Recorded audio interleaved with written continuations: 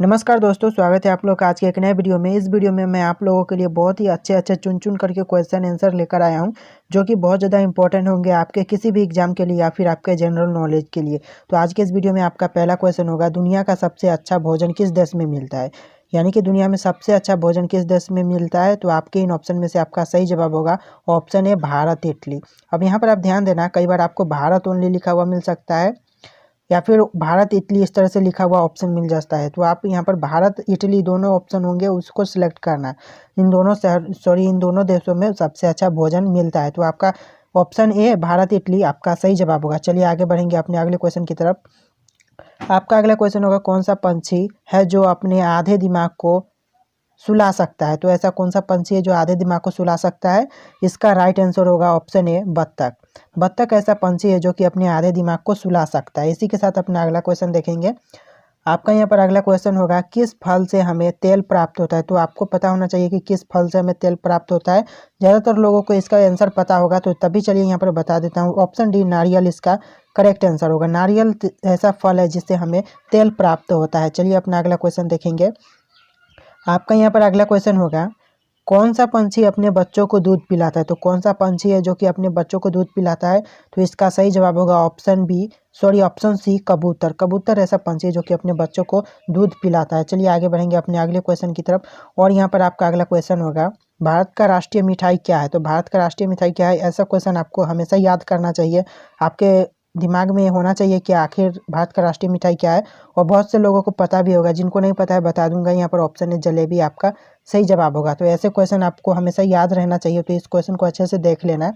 और आपका अगला क्वेश्चन होगा, भारत में सबसे बड़े मीठे पानी की झील कौन सी है। तो भारत में सबसे बड़े मीठे पानी की झील है ऑप्शन ए, बुल्लर झील। बुल्लर झील इसका सही जवाब होगा। चलिए अगला क्वेश्चन देखेंगे। यहाँ पर आपका अगला क्वेश्चन होगा, अजूबों में कौन सा अजूबा आगरा में स्थित है। तो अजूबों में कौन सा अजूबा आगरा में है। तो इसका सही जवाब होगा ऑप्शन डी, ताजमहल। ताजमहल इसका करेक्ट आंसर होगा। अजूबों में अजूबा आगरा में स्थित है।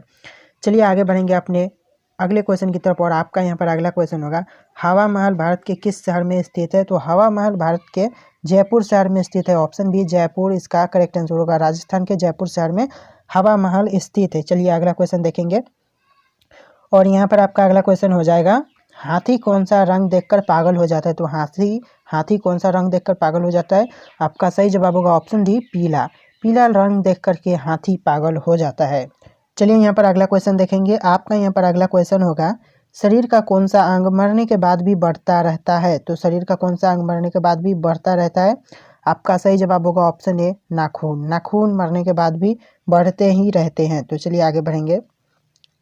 आपका अगला क्वेश्चन होगा, मसालों की रानी किसे कहा जाता है। तो मसालों की रानी कहा जाता है इलायची को। ऑप्शन बी, इलायची, आपका सही जवाब होगा। चलिए आगे बढ़ेंगे अगले क्वेश्चन की तरफ। और यहाँ पर आपका अगला क्वेश्चन हो जाएगा, मनुष्य के शरीर में कितनी हड्डियाँ होती है। तो मानव शरीर में टोटल कितनी हड्डियाँ होती है। तो आपका सही जवाब होगा ऑप्शन बी, 206 हड्डी होती है। तो यानी कि 206 हड्डियाँ मानव शरीर के अंदर होती है। तो चलिए आगे बढ़ेंगे। आपका अगला क्वेश्चन होगा, किस राज्य में चंदन के घने जंगल है। तो किस राज्य में चंदन के घने जंगल है।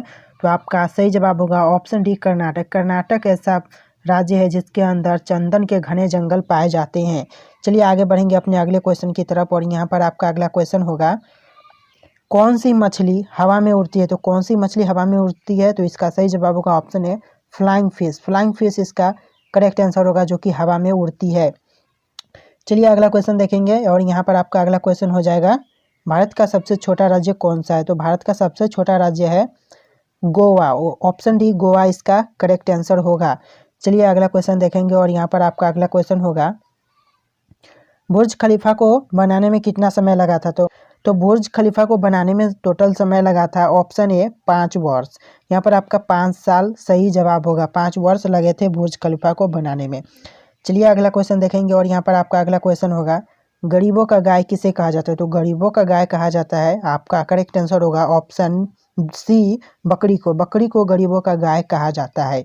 इसी के साथ अपना अगला क्वेश्चन देखेंगे।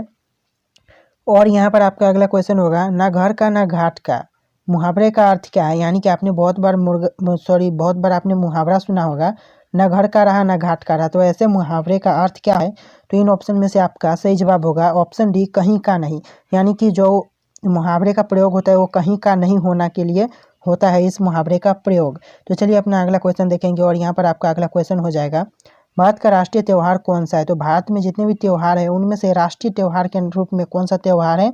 तो आपका ऑप्शन डी सही जवाब हो जाएगा स्वतंत्रता दिवस। स्वतंत्रता दिवस को भारत में राष्ट्रीय त्यौहार के रूप में मनाया जाता है। तो इसके अलावा अपना अगला क्वेश्चन देखेंगे, इस क्वेश्चन के आगे आपका अगला क्वेश्चन होगा।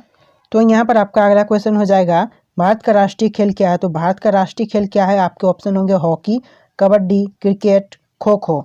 और इन चारों ऑप्शन में से आपका जो सही जवाब होगा आपको हमें कमेंट करके बताना है इसका सही जवाब। नीचे वीडियो के नीचे आप देखिए कमेंट सेक्शन होगा, उसमें आप जाइए और इस क्वेश्चन का सही आंसर आप हमें कमेंट करके बताइए भारत का राष्ट्रीय खेल क्या होगा।